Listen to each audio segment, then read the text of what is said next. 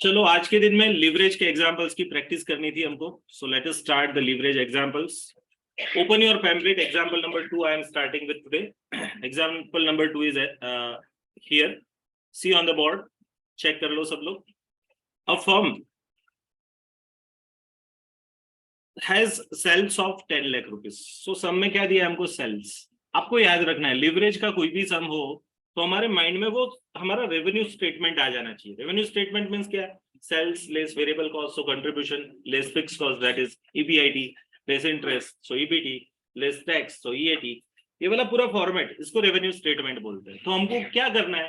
कोई भी सम हम पढ़े तो सबसे पहले उसमें से हम रेवेन्यू स्टेटमेंट कैसे बना सकते हैं वो हमको ढूंढना है. बराबर है. तो वो हमारा फोकल पॉइंट रहेगा, हम उसी पे फोकस करेंगे. देखो सबसे पहली फिगर मिल गई सेल्स. दूसरा फिगर मिल गया वेरिएबल कॉस्ट. देखो वेरिएबल कॉस्ट 7 लाख रुपया दिए.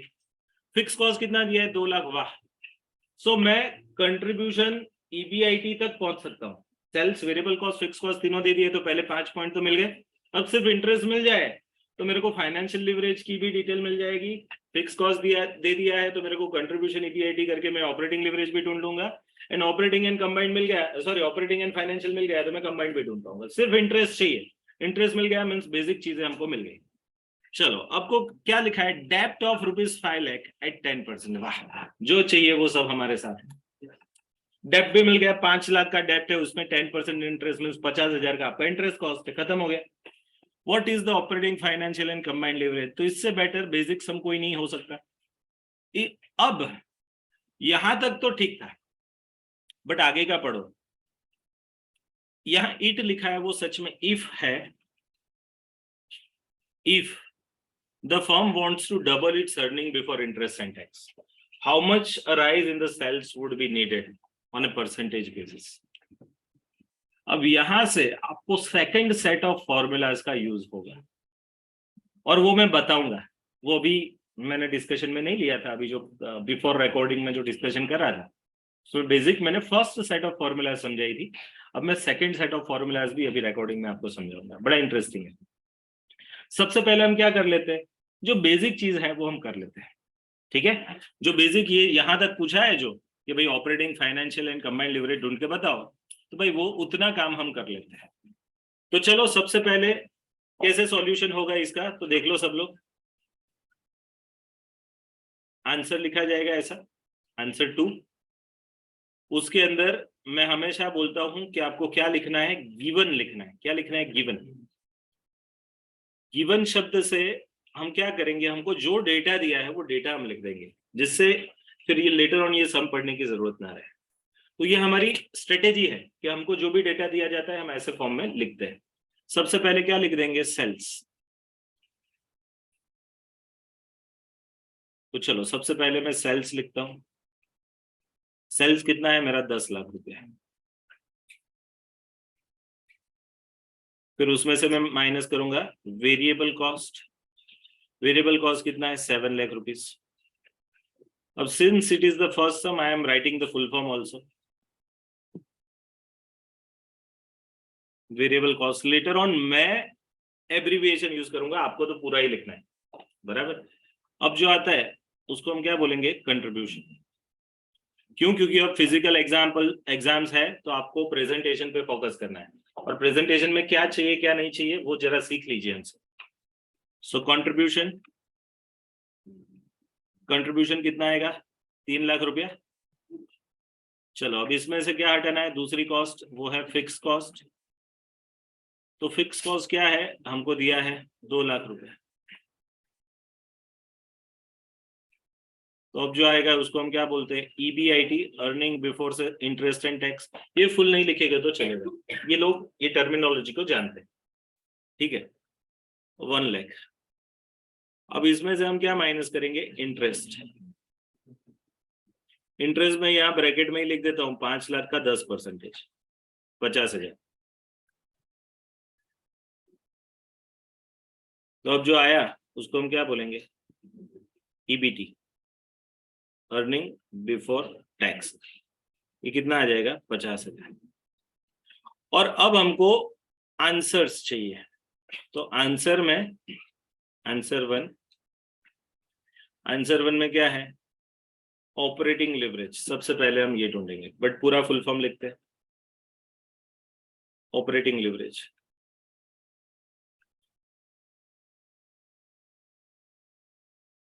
What is the formula?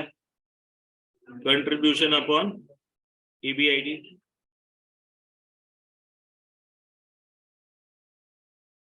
चलो दूसरा कौन सा है? Financial leverage. Financial leverage, what is the formula? EBIT upon EBT। तीसरा क्या है? Combined leverage.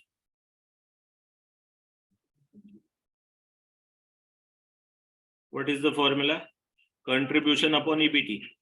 ये पहले फॉर्मूला का न्यूमरेटर और दूसरे फॉर्मूला का डिनोमिनेटर हमको लिखना है। तो कंट्रीब्यूशन अपॉन EBT। चलो अब सब चीजों को हम लिखते हैं। अब देखो फिगर्स हमारे पास अवेलेबल है। 3 लाख डिवाइडेड बाय 1 लाख, तो ये क्या आएगा? 3। ऐसा भी लिख सकते हैं, 3:1 भी लिख सकता हूँ, 3 डिवाइडेड बाय 1 भी लिख सकते हैं, बट मैं 3 लिखूंगा क्योंकि यहाँ फ्रैक्शन नहीं आता है। बराबर। अब दूसरे में क्या आता है? 1 lakh divided bye 50,000, that is 0.5 lakh. EBIT कितना है? 1 लाख एंड EBT कितना है? 50,000, सो 0.5 लाख। तो ये कितना आएगा? 2।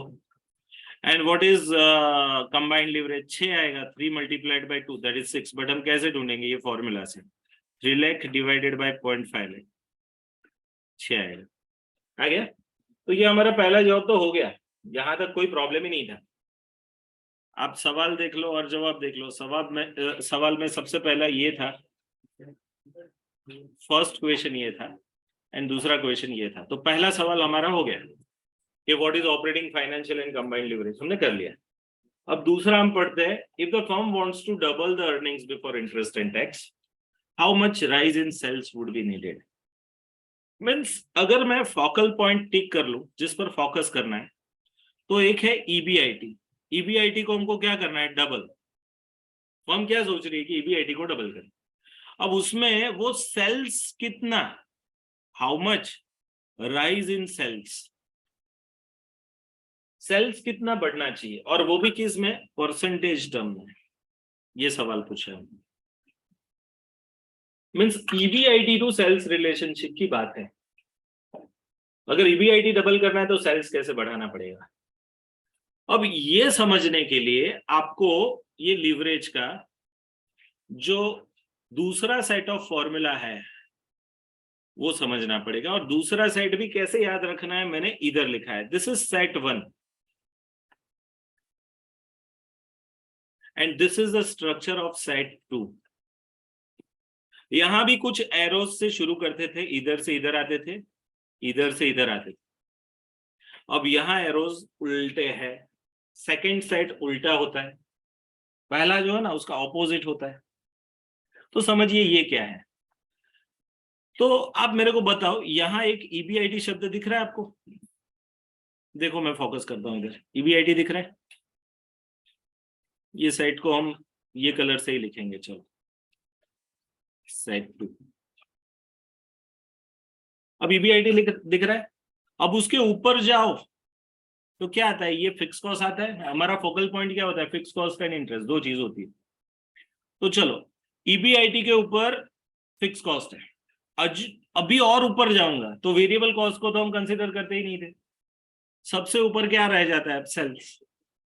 तो ये जो एनालिसिस है ना, फिक्स कॉस्ट के नीचे EBIT एंड फिक्स कॉस्ट के सबसे टॉप पे क्या है?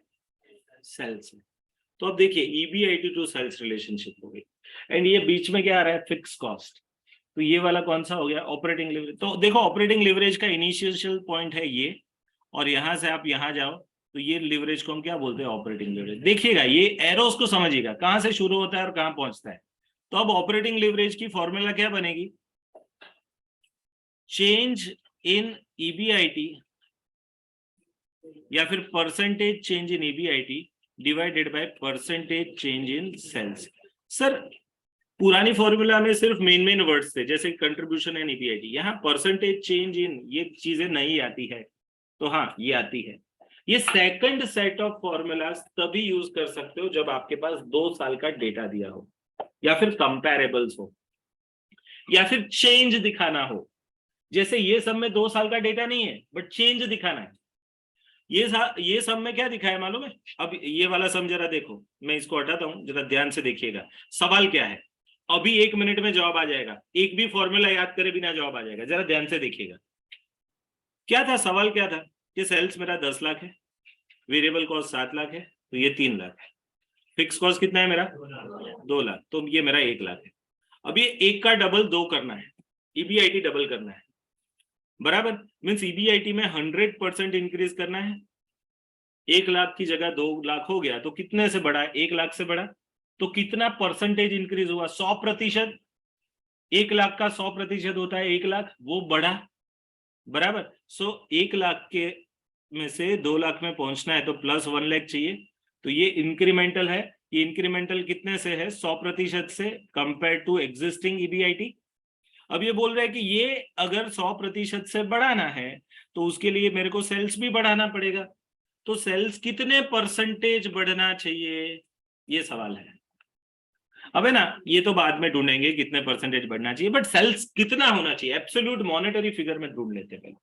चलो ये 2 लाख करना है, फिक्स कॉस्ट तो हमारी 2 लाख ही रहेगी, तो ये मेरा कंट्रीब्यूशन कितना आना चाहिए? 4 लाख। अब आप देखो 10 का ये 30%, 10 का ये 30% है ना। 10 लाख का कंट्रीब्यूशन कितना है? 30%। तो आप समझ लीजिए 4 लाख को आप 30% पे मानो। 4 लाख को आप क्या 30% पे मानो, तो 4 लाख डिवाइडेड बाय 30% कर दो आप। 13,33,000 आ रहा है, तो 13.333 लाख बोल सकता हूं मैं। अब मेरे को बताओ 10 लाख के मुकाबले सेल्स कितना होना चाहिए? 13.33 लाख। 13.33 लाख कैसे आया? कि अगर 3 लाख कंट्रीब्यूशन है तो सेल्स मेरा 10 लाख है, तो ये वाले केस में मेरा 4 लाख कंट्रीब्यूशन है, तो सेल्स कितना आएगा? और ऐसा करके हमने 13.33 लाख ढूंढ लिया। अब सेल्स 10 लाख के मुकाबले कितने से बढ़ा? 3.33 से बढ़ा, है ना। 10 लाख के मुकाबले 3.33 लाख बढ़ के वो 13.33 लाख पे हो गया। तो कितने परसेंटेज इंक्रीज हुआ सेल्स? तो 33.33% से सेल्स इंक्रीज हुआ है। 10 लाख के मुकाबले 13,33,000, तो मैं ऐसा लिख सकता हूँ 3,33,333, that is incremented sales divided by original sales 10 lakh multiplied by 100, तो ये 33.33 आ रहा है। तो ये आपका जवाब आ गया एक्चुअली, कि अगर मेरे को ईबीआईटी डबल करना है तो सेल्स मेरे को 33.33% बढ़ाना है, या फिर 1/3 बढ़ाना है। मीन्स प्रॉफिट डबल करना है तो सेल्स मेरे को 1/3 बढ़ाना है, या 33.33% बढ़ाना है। ये सवाल था उनका कि if we want to double the EBIT, how much increase in sales on percentage basis should be there. तो इंक्रीज हमने ढूंढ लिया, 3,33,333 का इंक्रीज चाहिए, फिर उसको परसेंटेज में कन्वर्ट कर दिया, 3,33,333 डिवाइडेड बाय पुराना सेल्स 10 लाख। बट इतना लंबा कैलकुलेशन करना, उसके मुकाबले अब देखिएगा, एक बॉल में बाउंड्री लगा रहा हूं, है ना, सीधा 6। जरा ध्यान से देखिए ऑपरेटिंग लिवरेज कितना था बताओ तो, पुराना 3 lakh divided by 1, 3 lakh divided by 1 lakh 3 था ना। अब जरा देखिए, this operating leverage is equal to percentage increase in EBIT divided by percentage increase in sales. ये फॉर्मूला है किसकी? ऑपरेटिंग लिवरेज की। ऑपरेटिंग लिवरेज की ये फॉर्मूला है। अब जरा ध्यान से देखिए, ऑपरेटिंग लिवरेज हमको तो मालूम है 3 है, हमने पहली फॉर्मूला से तो गिना है ना, फर्स्ट सेट ऑफ फॉर्मूला से। अब मेरे को बताओ ईबीआईटी कितना इंक्रीज जरूरी है? 100%, क्योंकि डबल करना है, डबल करना है मीन 100% इंक्रीज। तो कितना परसेंटेज इंक्रीज इन सेल्स चाहिए? अबे ना सीधा ये परसेंटेज इंक्रीज इन सेल्स को इधर ले आओ और ये 100% डिवाइडेड बाय 3 कर दो, सीधा जवाब आ जाएगा 33.33%। समझ में आ रहा है? ये लगा 6। ये कोई कैलकुलेशन करने की जरूरत नहीं, इसी की जरूरत नहीं, सीधा सीधा ये फॉर्मूला लगा तो जवाब। अब है ना, ये तो आप स्टूडेंट हो, पढ़ रहे हो, पढ़ा रहा हूं, इसलिए ये सब पूरा कैलकुलेशन करता हूं। बट आप सोचो कोई कंपनी खरीदना चाहता हूं, कंपनी के लिवरेजेस मेरे पास पड़े हैं, मैं सोच रहा हूँ कि ये ब्रांच का चलो नेक्स्ट ईयर प्रॉफिट डबल करना है, तो मेरे को सेल्स कितना बढ़ाना पड़ेगा? मार्केटिंग वाले के साथ बैठा हूँ, मार्केटिंग वाला जानता है ऑपरेटिंग लेवरेज, सर कितना प्रॉफिट करना है, डबल करना है, ओके, देख लेगा ये रिलेशनशिप कि भाई 3 ऑपरेटिंग लेवरेज आ रहा है, तो भाई सर 33.33% सेल्स बढ़ाना है। अब 33.33% सेल्स बढ़ाना है, मार्केटिंग वाला तू क्या करेगा, वो सोच लेगा सर मैं इतने इतने एफर्ट्स कर लूंगा, सेल्स आपका 50% से ज्यादा बढ़ा के दूंगा, बोलो आपका डबल प्रॉफिट, डबल से भी ज्यादा बढ़ जाएगा। अब ऐसे डिसीजंस लेने के लिए ये हमारे साथ होना चाहिए। Are you getting this? ये लिवरेज का यूज समझ रहे हो? मैनेजमेंट कैसे यूज करता है समझ में आ रहा है? कोई एक ब्रांच ग्रो हो रही है, अब उसका प्रॉफिट ये 1 लाख आ रहा था, ये 1 करोड़ आ रहा था, मेरे को 1 करोड़ का 2 करोड़ चाहिए, चलो सेल्स कितना बढ़ाओ, तो ऑपरेटिंग लिवरेज मालूम है मेरे को, तो मैं सीधा सीधा बोल सकता हूँ कि ईबीआईटी आपको सर डबल करना है ना, कोई बात नहीं, सेल्स हमारा इतना बढ़ाना पड़ेगा। फिर उस हिसाब से सेल्स वाला कितना एफर्ट लगाना है वो मालूम पड़ेगा, मार्केटिंग वाले को कितना मार्केटिंग का खर्चा करना पड़ेगा, कैसे कैसे एक्सटेंशन करना पड़ेगा, वो सब मालूम पड़ेगा। तो आर यू गेटिंग दिस? सभी को प्रैक्टिकल यूज इसका समझ में आ रहा है ना? ये मोस्ट प्रैक्टिकल चैप्टर है मैं बताया, एंड प्रैक्टिकली ही यूज होता है। आप बीकॉम में आई डोंट नो कैसे पढ़े हो, क्या पढ़े हो, लिवरेज ढूंढना पड़े उतना आइडिया है मेरे को, बट उसका यूज क्या है, कैसे करते हैं लोग, ये दूसरी सेट ऑफ फॉर्मूला उधर नहीं है। So that is why this is the most use, और आपको है ना मेजर ऐसा ही पूछा जाएगा। हमारे प्रोफेशनल्स में ना ये जो पहला वाला पोर्शन था ना, सिंपल वाला, पेपर सिंपल रखना हो तो पहला वाला सम पूछेंगे, थोड़ा टफ करना है ना तो डायरेक्ट शुरुआत ही सेकंड सम से करेंगे। समझ में आ रहा है? तो are you getting, everyone able to understand? तो चलो अब वहां का जवाब मैं प्रेजेंटेशन लिखा रहा हूँ, बट आपको ये सेकंड सेट की शुरुआत समझ में आ गई। ऑपरेटिंग लिवरेज क्या करेंगे, ऑपरेटिंग लिवरेज में how best we can able to utilize your fix cost. चलो फिक्स कॉस्ट के नीचे देख लो ईबीआईटी है, और ऊपर में सबसे टॉप पे चले जाओ, ये ऑपरेटिंग स्टेटमेंट में सबसे टॉप पे चले जाओ, तो सबसे टॉप पे क्या है हमारा, sales. Okay, everyone able to understand this? समझ में आ गया? आगे बढ़ो, चलो आगे बढ़ता हूँ। तो ये ऑपरेटिंग लिवरेज आ गया। ऑनलाइन वालों कोई डाउट हो तो पूछ लो बेटा, क्लियर हो? सर आमा डायरेक्टली सेल्स में 1 लाख रुपीज एड ना कराए सो दैट सेल्स 11 lakhs? नहीं यार, गलत चीज है, तू करके तो देख, सेल्स 1 लाख बढ़ा के दिखा, ईबीआईटी डबल होता है, देख ले। सेल्स 10 का 11 करके देख, ईबीआईटी आता है उतना? नहीं आएगा। सेल्स अगर 10 लाख की जगह 13,33,333 है ना, तभी आप चेक कर लो, चलो मैं दिखाता हूँ। ये है ना, सीधा सीधा करो, 13,33,333 लिखो इधर, फिर उसका 30% कर दो। क्यों? क्योंकि कंट्रीब्यूशन टू सेल्स रेशियो कितना था, 30% था, या फिर सेल्स के मुकाबले कंट्रीब्यूशन 10 लाख के मुकाबले 3 लाख था, तो 30% था। मार्जिनल कॉस्टिंग वाले याद रखो, इसको पीवी रेशियो बोलते हैं, है ना? पीवी रेशियो 30 है, और आपको मालूम है कोई भी लेवल सेल्स बढ़ा दो पीवी रेशियो सेम रहता है। क्यों? वेरिएबल कॉस्ट सेम रहती है, सेल्स कितना भी बढ़ा दो वेरिएबल कॉस्ट चेंज आएगी, पर यूनिट सेम रहेगी, इन टोटल बढ़ेगी या कम होगी, बट परसेंटेज या प्रोपोर्शन उसका सेम रहेगा। इसी को पीवी रेशियो बोलते हैं। फाउंडेशन वाले टेंशन मत करो, हम अभी आज पढ़ेंगे, है ना, बेसिकली मार्जिनल कॉस्टिंग, तो ये सब चीजों को समझ में आ जाएगा।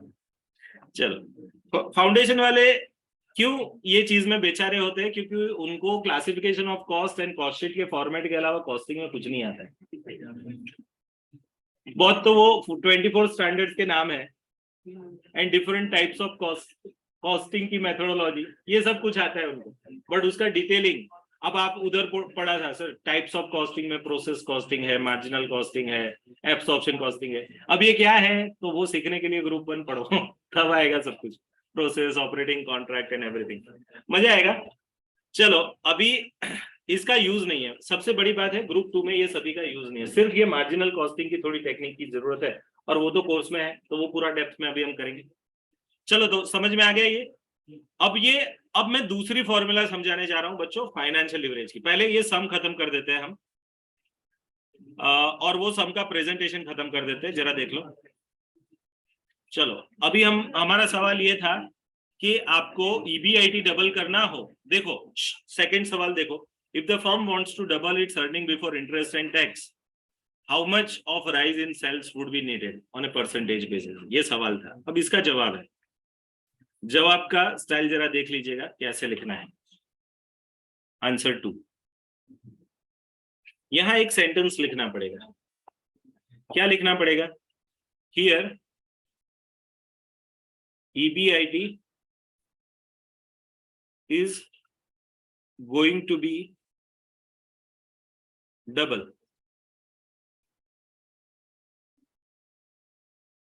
So desired increase in cells in percentage term is asked. ठीक है, ये सवाल है. एंड अब आगे this can be calculated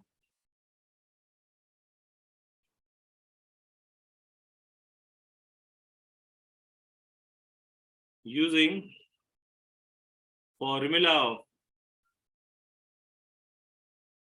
operating leverage.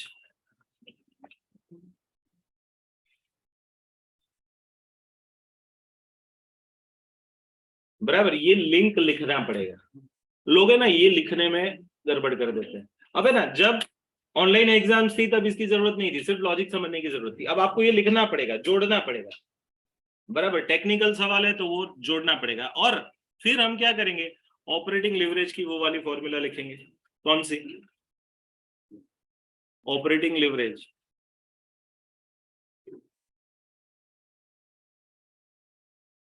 Is equal to percentage increase in EBIT due to percentage increase in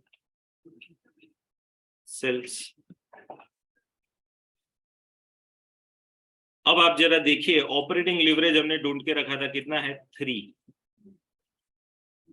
अब मेरे को EBIT में कितना इंक्रीज चाहिए? डबल. यहां मेरे को लिखूंगा since EBIT is to be doubled, it increases by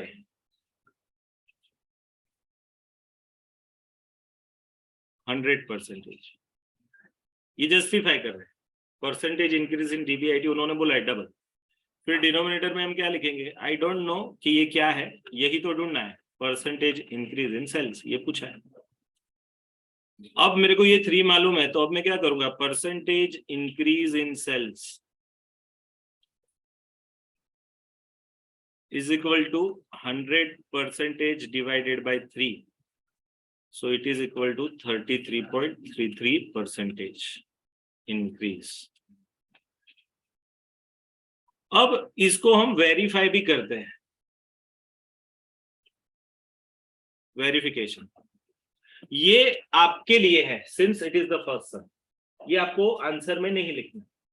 ये जो वेरिफिकेशन है ना, it don't form part of your answer. ये आपके लिए है. क्या जानना है? देखो, sales, variable cost, contribution, fix cost, EBIT. बराबर है, ऐसा है. अभी क्या दिया है? 10 लाख, 7 लाख, 3 लाख, 2 लाख और 1 लाख, ऐसा है. अब आपको क्या चाहिए? ये डबल चाहिए. मीन्स ये कितना चाहिए? तो ये भाई 2 लाख चाहिए. तो अब मैं रिवर्स करूंगा. ये 2 लाख चाहिए तो 2 लाख ही रहेगा. फिक्स कॉस्ट, तो रिवर्स में मैं जाऊंगा तो ये कितने पे पहुंचूंगा? 4 लाख. बराबर. फिर मैं क्या करूंगा? ये कंट्रीब्यूशन टू सेल्स वाला रिलेशनशिप, कि अगर कंट्रीब्यूशन मेरा 3 लाख हो तो सेल्स मेरा 10 लाख है, तो मेरा डिजायर्ड कंट्रीब्यूशन कितना है? 4 लाख इधर, तो उसमें कितना चाहिए? तो 13.33 लाख आएगा. तो ये आ जाएगा 13.33 लाख. क्या? 13.33 लाख. बराबर. अब ये 13.33 लाख आया, ये वाला हमने इधर लिखा. अब हमको इंक्रीज चाहिए. ये इंक्रीज कितने से हो रहा है? तो इट इज इंक्रीज बाय 33.33%. आप चेक कर लो, 10 लाख का 33.33% करो, 33.33 करो तो 3,35,333 आएंगे. ऐड कर दो 10 लाख में, तो ये नया वाला सेल्स कितना बन जाएगा? 13,33,333. चलो, अब 13,33,333 कैलसी पे लिखो और उसका 30% करो. उसका 30% करो, 4 लाख आ रहा है.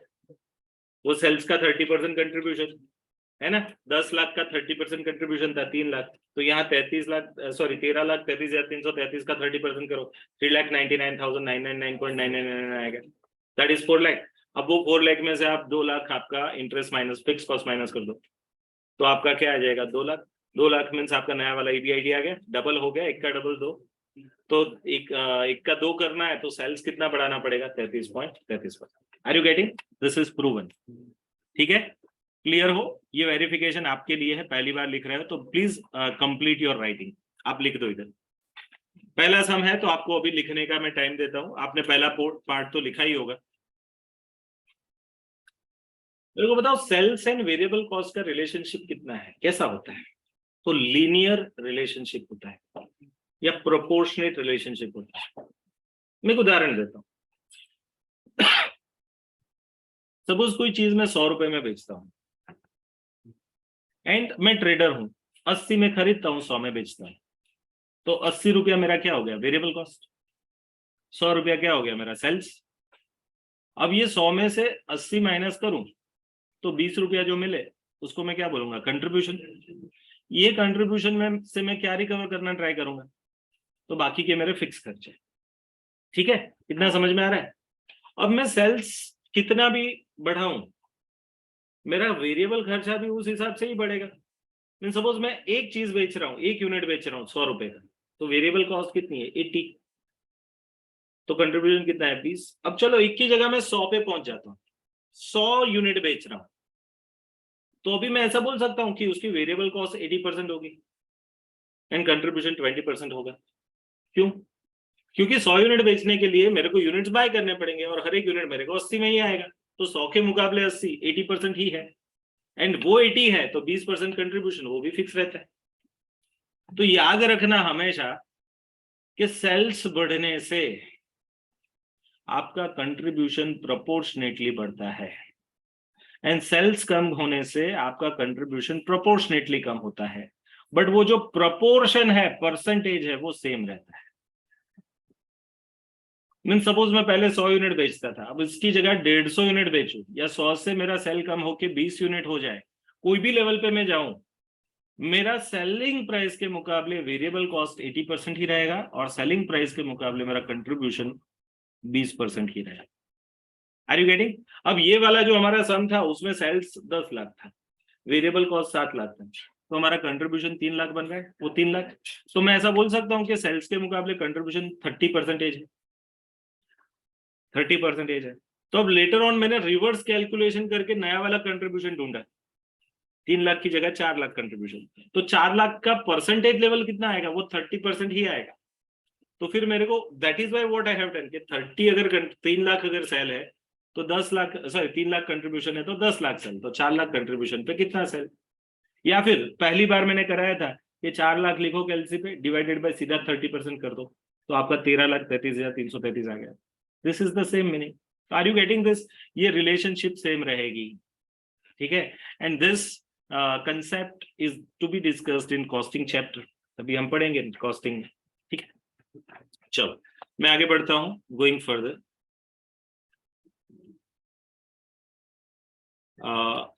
Late us have the one more sum. अब है ना कुछ और सम्स पे प्रैक्टिस करते हैं। चलो अब थर्ड नंबर का सम देखो।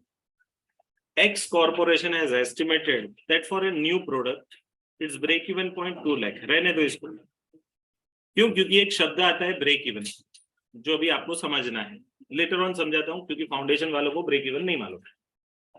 चौथा सम देखते हैं। यस, अब ये मस्त सम, फोर्थ सम। फोर्थ सम में सेकेंड सेट ऑफ फॉर्मूला का यूज हो रहा है। चलो ये फोर्थ वाला सम करते हैं। छोटा सम है बट कंसेप्ट वाला सम है।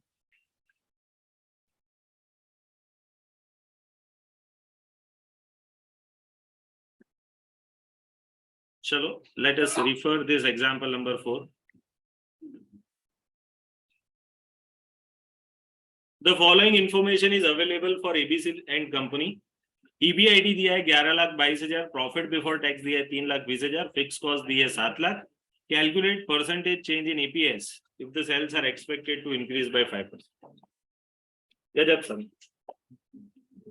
गजब है, गजब। समझाता हूँ अब कैसे करना है, पहले तो ये जरा देखिए। अब हमको जितना आता है उतना लिख देते हैं, बराबर।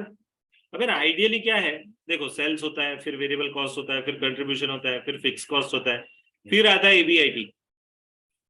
और हमको ईबीआईटी दिया है, देखो 11,22,000। तो मेरे को ये ईबीआईटी दिया है, मेरे को ये फिक्स कॉस्ट दी है, देखो फिक्स कॉस्ट है 7 लाख।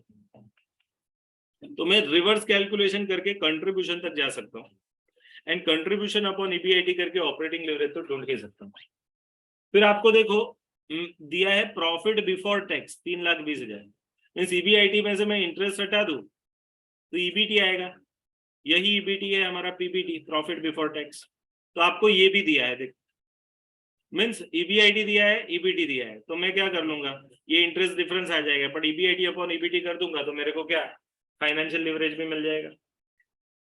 बट पूछा क्या है, पूछा कुछ अलग ही है। पूछा क्या है, देखो अगर ईपीएस में percentage change in EPS if sales are change, अगर सेल्स मेरा 5% से बढ़ता है, मीन्स ये सबसे ऊपर वाला सेल्स, ये सेल्स मेरा 5% से बढ़ता है, तो ये ईबीटी में से मैं टैक्स माइनस करूं, फिर ईएटी रहे, उसमें से मैं प्रेफरेंस डिविडेंड माइनस करूं, फिर earning available to equity shareholder रहे, और फिर उसको नंबर ऑफ इक्विटी शेयर से डिवाइड करके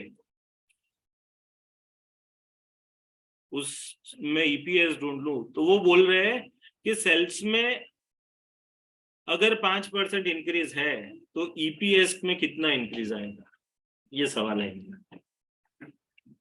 अब जो डेटा दिया है उसके बेस पे सीधा सीधा कुछ अभी तक हमने पढ़ा नहीं है कि हम सीख पाए, तो उसके लिए मैं आपको ये चीज सेकंड सेट ऑफ फॉर्मूला पढ़ा देता हूं, जरा ध्यान से समझिए। सेकंड सेट में मैंने ये ऑपरेटिंग लिवरेज पढ़ा दिया, अब सेकंड सेट में मैं आपको फाइनेंशियल लिवरेज भी समझाता हूँ, एंड सेकंड सेट का कंबाइंड लिवरेज भी आपको समझाता हूँ, ठीक है। तो पहले ये लर्निंग ले लेते हैं, और ये लर्निंग के बेस पे ये पूरा सम है, ठीक है। तो चलो अब ध्यान से देखते हैं, अब आप लर्निंग पे फोकस करें। मैंने आपको ये सेकंड सेट समझाना शुरू किया, उसमें मैंने कहा कि ऑपरेटिंग लिवरेज जो है वो अगेन फिक्स कॉस्ट पे ही फोकस करो आप। फिक्स कॉस्ट के नीचे ईबीआईटी शब्द है, और फिक्स कॉस्ट के सबसे ऊपर सेल्स शब्द है, तो इसका यूज करके ऑपरेटिंग लिवरेज ढूंढ लो। What is operating leverage, formula क्या है, तो देखो यहां से एरो शुरू होता है, मींस ये न्यूमरेटर, और यहाँ एरो एंड होता है, यहां से शुरू करके यहाँ एंड होता है, ऐसा समझ लो। तो फॉर्मूला कहां से शुरू होगी ऑपरेटिंग लिवरेज की, percentage change in EBIT due to percentage change in sales. Means ये वाली चीज न्यूमरेटर में रहेगी और ये वाली चीज डिनोमिनेटर में रहेगी। समझ में आया इतना? ओके। अब जरा देखिए सेकंड सेट में समझाने जा रहा हूं। सेकंड सेट आपका ये रहा, फाइनेंशियल लिवरेज की बात हो रही है।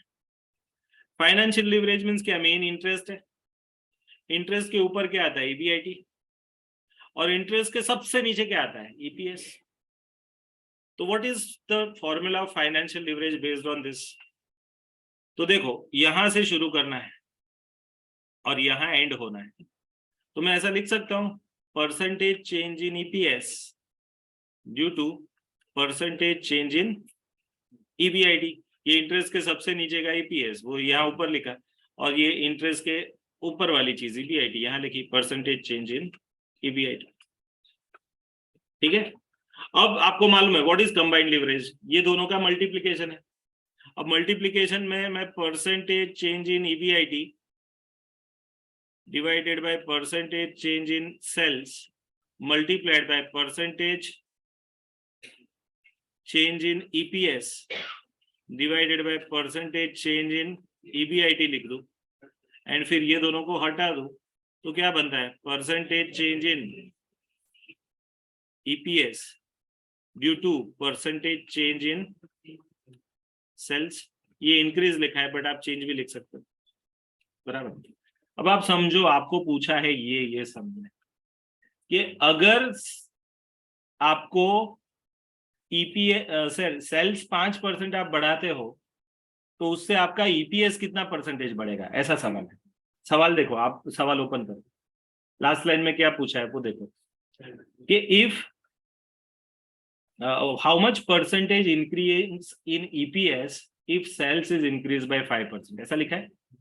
तो मीन्स सेल्स अगर 5% बढ़ा हो तो ईपीएस में कितना इंक्रीज होगा, बट ये कब मालूम पड़ेगा, जब कंबाइंड लिवरेज की फिगर मालूम होगी। बट कंबाइंड लिवरेज ढूंढने के सभी हिंट्स हमको दे दिए गए। हमको क्या दे दिया गया है, तो कुछ ऐसी चीजें दी गई है जिससे मैं दोनों लिवरेज निकाल दूं, ऑपरेटिंग भी मिल जाए, फाइनेंशियल भी मिल जाए और सीधा कंबाइंड भी मिल जाए। एंड फिर वो कंबाइंड लिवरेज की अमाउंट का यूज करके, वो फिगर का यूज करके मैं सेल्स का इंक्रीज तो हमको दिया ही है 5%, तो ईपीएस में कितना इंक्रीज है वो मैं ढूंढ पाऊंगा। बट पहले ये चीज समझ में आ गई। ओके, तो ये सेकेंड सेट ऑफ फॉर्मूला समझ में आया। मैंने तीसरा ये भी समझा दिया कंबाइंड लिवरेज का। कंबाइंड लिवरेज क्या था, तो इसमें ईपीएस एंड सेल्स ये रिलेशनशिप था, ठीक है। ऑपरेटिंग लिवरेज में क्या था, तो ये येलो वाला देखो, ईबीआईटी एंड सेल्स वाला रिलेशनशिप। एंड फाइनेंशियल लिवरेज में क्या था, तो ये ब्लू वाला देख लो, ईपीएस टू ईबीआईटी रिलेशनशिप, ठीक है। ऑपरेटिंग लिवरेज में हम किस पे फोकस करते थे, फिक्स कॉस्ट पे, तो फिक्स कॉस्ट के नीचे वाला ईबीआईटी एंड सबसे ऊपर वाला सेल्स, उसको हमने ध्यान में लिया। फिर दूसरे फाइनेंशियल लिवरेज में हम फोकस किस पे करते थे, इंटरेस्ट, तो इंटरेस्ट के ऊपर वाला ईबीआईटी एंड सबसे नीचे वाला दैट इज ईपीएस, उस पे फोकस किया। एंड कंबाइंड लिवरेज तो ये दोनों का कॉम्बिनेशन है, ठीक है। तो सबसे टॉप वाला दैट इज सेल्स एंड सबसे नीचे वाला दैट इज ईपीएस। अब कुछ और चीजें आपको बतानी है। Before I answer this question let me complete the concept. ये कंसेप्ट को मेरे को खत्म करना है, जरा ध्यान से देखिए। अब कुछ सम्स ऐसे आएंगे, यहां तो सीधा सीधा पूछा है ईपीएस टू सेल्स वाला। कुछ सम में ऐसा पूछेंगे कि हमको हमारा टैक्सेबल प्रॉफिट बढ़ाना है। टैक्सेबल प्रॉफिट अगर मैं यही सम को चेंज कर दूं, मैं ऐसा बोलूं कि सेल्स 5% बढ़ेगा, तो उससे टैक्सेबल प्रॉफिट कितना परसेंट बढ़ेगा, तो ये तो रिलेशनशिप क्या हो गया, टैक्सेबल प्रॉफिट टू सेल्स वाला, और वैसा तो कोई फॉर्मूला ही नहीं है। ईपीएस टू सेल्स वाला relationship that is combined leverage, EPS to EBIT वाला relationship that is financial leverage, EBIT to sales वाला relationship that is operating leverage, ठीक है। बट आपको पूछा क्या, सपोज आपको पूछा ऐसा टैक्सेबल प्रॉफिट टू सेल्स का रिलेशनशिप, या फिर कोई समय ऐसा पूछ ले कि प्रॉफिट आफ्टर टैक्स कितना चेंज होगा अगर सेल्स 5% बढ़ा, तो कोई समय ऐसा पूछ लिया कि earning available to equity shareholder कितना बढ़ेगा अगर सेल्स 5% बढ़ा, तो सो दैट इज वाई। अब जरा देखिए, मैंने 4 एरोज दिए हैं जिससे आपको ये सभी सवालों का एक ही फिगर में जवाब आएगा। देखो, मैंने एक चीज इधर रखी है, अगर आप फोकस कर सकते हो तो देखो, स्टार्टिंग पॉइंट यहां भी रखा है, यहां भी रखा है, यहां भी रखा है, यहां भी रखा है, बट एंडिंग पॉइंट यहां रखा है। देखो, एरो एंड इधर होता है, सो ये एरो कहीं से भी शुरू हो सकता है। अगर मैं यहां से शुरू करूं तो भी फाइनेंशियल लिवरेज, यहां से भी शुरू करूं तो भी ये और ये का रिलेशनशिप फाइनेंशियल लिवरेज, यहां से शुरू करूं तो यहां से इधर का रिलेशनशिप भी फाइनेंशियल लिवरेज, यहां से शुरू करूं और इधर का करूं ना तो भी फाइनेंशियल लिवरेज। तो ये फाइनेंशियल लिवरेज की दूसरी 3 फॉर्मूला बन सकती है। हमने क्या पढ़ी सेकंड सेट में, फाइनेंशियल लिवरेज की फॉर्मूला क्या पढ़ी, ईपीएस टू ईबीआईटी, मींस ये टू ये वाला रिलेशनशिप। बट कोई सम में आपको ये to earning available to equity shareholder and sales वाला पूछे, तो ये भी earning earning available to equity shareholder divided by EBIT, पहला वाला ये निकलेगा फाइनेंशियल लिवरेज, एंड कंबाइंड में earning available to equity and sales का बनेगा, ठीक है। सिमिलरली कोई ऐसा पूछे कि प्रॉफिट आफ्टर टैक्स में कितना चेंज होगा अगर सेल्स में इतना चेंज आया, तो वो कंबाइंड लिवरेज होगा। बट प्रॉफिट आफ्टर टैक्स में कितना चेंज आया अगर ईबीआईटी चेंज हुआ, तो फाइनेंशियल लिवरेज बनेगा। समझ में आ रहा है? तो ये सभी एरोज को आप समझ लो। ये अभी मैं सिर्फ फाइनेंशियल लिवरेज का बता रहा हूं, तो ईपीएस टू ईबीआईटी वाला भी फाइनेंशियल लिवरेज है, earning available to equity shareholder and EBIT वाला भी फाइनेंशियल लिवरेज है, profit after tax and EBIT वाला भी फाइनेंशियल लिवरेज है, profit before tax and EBIT वाला भी फाइनेंशियल लिवरेज। अगर मैं कंबाइंड लिवरेज पे फोकस कर रहा हूं, अब जरा फोकल पॉइंट चेंज करो, मैं इसकी बात कर रहा हूं, तो यहां से that is EPS to sales वाला भी कंबाइंड लिवरेज है, फिर ये दूसरा यहां से that is earning available to equity shareholder, वो टू सेल्स रिलेशन वाला भी कंबाइंड लिवरेज है। तीसरा यहां से शुरू करते हैं, तो यहां क्या आता है, PAT, तो PAT टू सेल्स वाला भी कंबाइंड लिवरेज है। चौथा यहां से शुरू करते हैं, बराबर। तो PBT टू सेल्स वाला भी कंबाइंड लिवरेज है। समझ में आ रहा है? तो इसके लिए मैंने चारों जगह से एरो करके रखे हैं, दिख रहा है ये। तो अगर कोई बंदा सिर्फ और सिर्फ मेरा ये फॉर्मेट समझ के बैठा है ना, सिर्फ इतना, तो उसको कोई भी फॉर्मूला अलग से याद रखने की जरूरत नहीं है। आपको सिर्फ और सिर्फ ये टेबल याद रखनी। सो मेरी एडवाइस रहेगी कि एग्जाम के अगले दिन ये टेबल को ध्यान से देख लें बस, और ऐसा ही टेबल एक बार खुद लिख ले। देखने में 1 मिनट लगेगा, लिखने में 2 से 3 मिनट लगेंगे, खत्म। लीवरेज का पूरा, और उसके बेस पे ऑल 6 फॉर्मूलाज लिख दे, बराबर, खत्म हो गया लीवरेज का चैप्टर रिवाइज।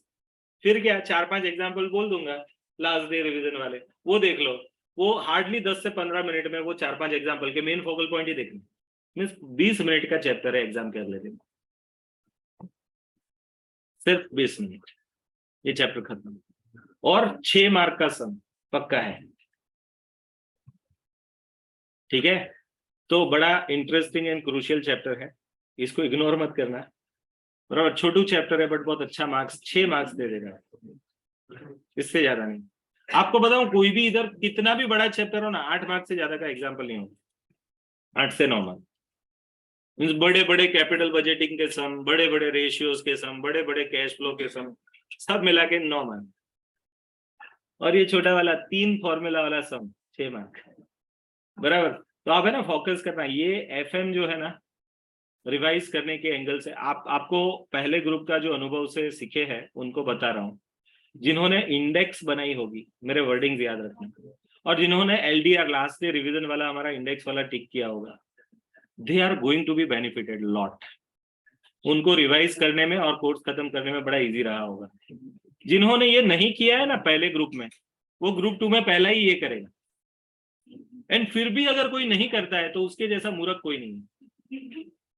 पहले ग्रुप के अनुभव में से अगर आप नहीं सीखे हो तो आप डिजर्व करते हो कि दूसरी बार भी आपसे बुरा ही हो। आपको मालूम है कि यहाँ उंगली करूंगा ना तो करंट लगेगा। सपोज कोई जगह ओपन वायर है, एक बार लगाया तो झटका लगा, मालूम पड़ा कि इधर नहीं लगाना चाहिए, वापस से टेस्ट कर रहे हो आप, तो मूर्ख हो, ठीक है। तो पहली बार मैंने रास्ता बता दिया था, उस टाइम क्या थोड़ा बोलते होंगे, है ना। ट्रस्ट करने के लिए भी एक बार ठोकर लगनी जरूरी है, तो लगी होगी अभी जिनको लगी, और जिन्होंने किया होगा और ये सब किया, और मैं गारंटी दे रहा हूं उनको है ना पास फेल का कोई इश्यू नहीं रहा।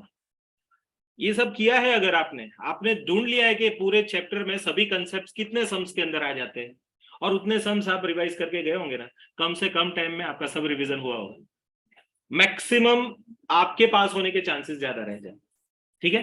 तो ये फोकस करना है, बराबर। चलो आगे बढ़ो। तो ये था हमारा कंसेप्ट। अब देखो ये सम 1 मिनट में खत्म कर लेते हैं। ये दूसरा पॉइंट हमने पढ़ लिया। आप देखो ये सम, अब देखो मैं क्या लिख रहा हूं, जरा उस पर ध्यान दो। सेकंड सम है ये, एवरीवन देखो, सॉरी 4th नंबर का सम है। अब इसका आंसर देखो, शांति से 1-2 मिनट दे दो मेरे को। अब मेरे को देखो सेल्स नहीं मालूम है, वेरिएबल कॉस्ट नहीं मालूम है, कंट्रीब्यूशन अब ढूंढेंगे, फिक्स कॉस्ट दी है, EBIT दिया है, इंटरेस्ट नहीं दिया है, बट EBT दिया है। अब है ना, मैं कुछ जो मेरे को मालूम है जो ये सब में दिया हुआ है वो मैं लिख देता हूँ। इसको हम क्या बोलते हैं, गिवन। क्या बोलते हैं, गिवन। अब जरा देखो क्या क्या दिया है। EBIT दिया है 11,22,000, ये मालूम है। फिर profit before tax that is EBT दिया है, कितना, 3,20,000। एंड फिक्स कॉस्ट दिया है 7 लाख। इतना हमको मालूम है, बाकी का हमको ढूंढना है। कैसे मिलेगा, तो देखो यहां से मैं रिवर्स जाऊंगा इधर, तो ये फिगर मिलेगी कितना, 18,22,000। 18,22 में से 7 गया तो 11,22,000 है। और अब यहाँ डिफरेंस इधर से मिलेगा, ये दोनों का डिफरेंस 11,22,000 माइनस 3,20,000 कितना आता है, 8,02,000। ठीक है, ये चीजें मिल गई। सच में देखे तो इसमें सिर्फ कंट्रीब्यूशन काम का है हमको, अब देखो हमको क्या पूछा है, सवाल देखो, सवाल है calculate percentage change in EPS. EPS सबसे लास्ट में आता है इधर, ईपीएस इधर लास्ट में आता है। एंड दूसरा, if sales are expected to increase by 5%, sales सबसे टॉप पे आता है इधर, सेल्स इधर आता है। तो ईपीएस टू सेल्स रिलेशनशिप हो तो कौन सा लिवरेज है, कंबाइंड लिवरेज। अब मैं क्या करूंगा, ये लॉजिक मेरे को मालूम है, तो मैं क्या करूंगा, सबसे पहले यहाँ कंबाइंड लिवरेज की फॉर्मूला ढूंढूंगा, कंबाइंड लिवरेज, और उसकी फॉर्मूला क्या है, कंट्रीब्यूशन अपॉन ईबीटी। ये वाली फॉर्मूला मालूम है। अब चलो कंबाइंड लिवरेज में ढूंढ सकता हूँ, कंट्रीब्यूशन कितना आया, 18,22,000, ये जो हमने वर्किंग से ढूंढ लिया। एंड डिनोमिनेटर में कितना आएगा, डिनोमिनेटर 3,20,000, कितना आ रहा है ये, 5.4 डिजिट तक जाना, 37 या 38, उससे आगे अगर 0.5 के ऊपर है तो 38 कर दे। और यहां मैं लिख दूंगा कि ये अप्रोक्सीमेट फिगर्स है, ठीक है। अब मैं जवाब दूंगा, अब यहां तक वर्किंग्स थे। अब चाहो तो ये जो गिवन लिखा है ना उसको वर्किंग वाला नंबर दे दो कि भाई दिस इज वर्किंग नंबर 1 जिसमें हमने कंट्रीब्यूशन ढूंढा, and this is my working number 2 combined leverage ढूंढा। अब हम आंसर लिख रहे हैं, आंसर में क्या लिखेंगे, it is asked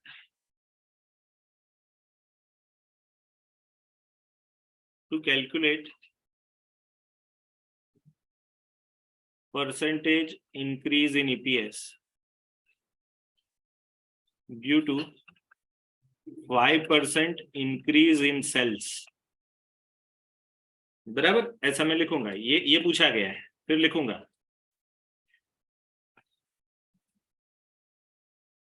it seems या फिर it indicates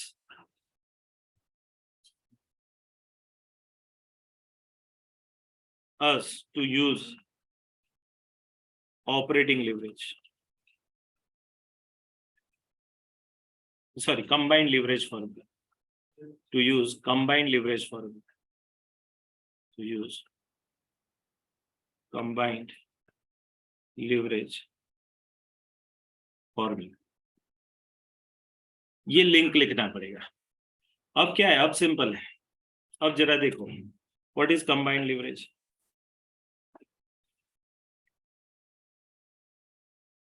Combined leverage is equal to percentage increase in EPS due to percentage increase in sales। ये ड्यू टू बोल रहा हूं ना, ये भी समझ लो, जो डिनोमिनेटर होता है ना वो इंडिपेंडेंट फैक्टर होता है, एंड न्यूमरेटर वाला जो है ना वो डिपेंडेंट है डिनोमिनेटर। मींस सेल्स में चेंज होगा ना उसके बेस पे ईपीएस चेंज होगा, ऐसा नहीं कि ईपीएस में चेंज हुआ तो उसके बेस पे सेल्स। आप समझ लो, मेन क्या है, सेल्स। तो जो डिनोमिनेटर में रहता है ना वो मेन चीज होती है, इसलिए मैं बोलता हूं कि percentage change in EPS that is numerator due to percentage change in denominator that is sales, ठीक है। तो अब चलो कंबाइंड लिवरेज हमने ऑलरेडी ढूंढ के रखा है, because of that working number 2 5.6938, यहां मैं लिख दूंगा कि this is working number 2 is equal to percentage increase in EPS divided by sales में कितना 5% इंक्रीज है, बराबर। अब इसका जवाब कैसे आएगा, अब है ना कुछ लोग मैथमेटिकल बुल कर देते हैं, क्या बुल कर देते हैं वो समझा देता हूं, जरा देख लो। 5.6938 है, उसको मल्टीप्लाइड बाय क्या करेंगे 5%, ये वाला उधर ले जाएंगे तो परसेंटेज इंक्रीज इन ईपीएस आएगा। अब चलो आप जवाब बताओ क्या आता है, चलो एग्जैक्टली कितना आता है बताओ, 0.2। ये गलती है, क्यों, क्योंकि आपने ना मैथमेटिकल किया, आपने क्या किया 5% लिखे एंड एक तरफ लिखा 5.6938। अब क्या करना है, मैं बता रहा हूं सुनिए, इग्नोर दिस परसेंटेज, परसेंटेज जो साइन है ना उसको इग्नोर कर दो, और सीधा सीधा ये 5.6938 है ना वो मल्टीप्लायर है ऐसा मान लो, तो 5.6938 मल्टीप्लाइड बाय 5 करो, कितना आता है? 28.469 और बाद में परसेंटेज लिख दो। Means ignore the percentage while doing calculation. एक बार मल्टीप्लिकेशन कर दो, फिर जो आए उसके बाजू में परसेंटेज लिखना है, ठीक है? तो सेल्स में सेल्स में अगर 5% इंक्रीज हुआ ना तो आपका ईपीएस 28.469% बढ़ेगा। सेल्स अगर आपका 5% बढ़ रहा है तो आपका ईपीएस कितना परसेंटेज बढ़ जाएगा। अब चलो, मेरी एक कंपनी है जिसका ईपीएस आ रहा है, सपोज पूरी ग्रुप का 30 ईपीएस आ रहा है। कितना? 30% या 30 जितना ईपीएस आ रहा है। अब कोई नई कंपनी खरीद रहा हूं और उसका ऑपरेटिंग लिवरेज मालूम है मेरे को, पुराना सेल्स मालूम है, पुराना ऑपरेटिंग लिवरेज मालूम है, तो मैं देखूंगा कि सब उसका जो ईपीएस है वो सपोज 30 लाना है मेरे को, और मेरी ग्रुप कंपनी का ईपीएस 30 आ रहा है, ये कंपनी का ईपीएस 8 या 9 आ रहा है नई वाली। तो अब मैं कितना परसेंटेज सेल्स बढ़ाऊंगा तो ये वाली कंपनी का भी ईपीएस 30 तक पहुंच जाएगा। तो उसके लिए मेरे को कंबाइंड लिवरेज यूज करना है, और फिर मैं डिसाइड करूंगा, देखो ये कंपनी में मैं अपनी कंपनियों में शामिल कर लूंगा तो उसका भी ईपीएस 30 के आजू बाजू लाना है, तो मेरे को ये नई वाली कंपनी का सेल्स कितना बढ़ाना पड़ेगा, तो इतना बढ़ाऊंगा। अब वो बढ़ाने के लिए मार्केटिंग वाले को बिठा दूंगा, चल बैठ, कैसे, अभी इतना सेल है, इतना बढ़ाना है, कितना क्या काम करना पड़ेगा बता, फिर सेल्स बढ़ाने पे फोकस करना। Are you getting? तो ये लिवरेज का ऐसे यूज होता है, ठीक है? तो this is your answer, okay? तो यहां मैं आज का हमारा ये पहला सेशन एंड करता हूं और आपको 1-2 सम होमवर्क में देता हूं, जरा देख लो आपको होमवर्क में क्या करना है। देखो ये 2 हो गए और ये पहला वाला हो गया है, सॉरी ये दूसरा वाला हुआ, तीसरा वाला बाकी है, पहला हो गया, तीसरा वाला बाकी है ना। तीसरे को बाकी रखो अभी, क्योंकि उसके अंदर ब्रेक इवन पॉइंट का यूज है। बट आपको अब मैं कुछ एग्जांपल्स दे सकता हूं जो आप कर सकते हो बड़े आराम से। चलो,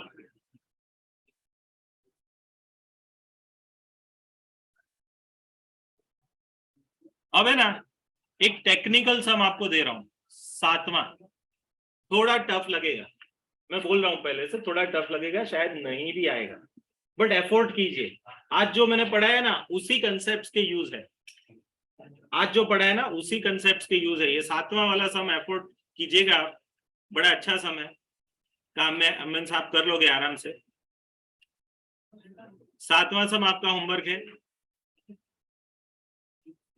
फिर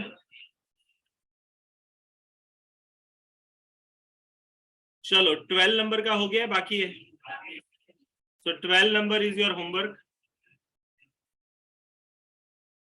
7 plus 12,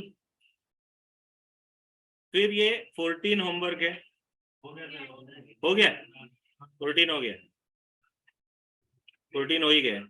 ओके, फिर अभी वो सेल्फ एग्जामिनेशन वाले सम्स बाकी है ना, कोई बात नहीं, अभी ये 2 कर लो, 7 and 12, ये 2 कर लो।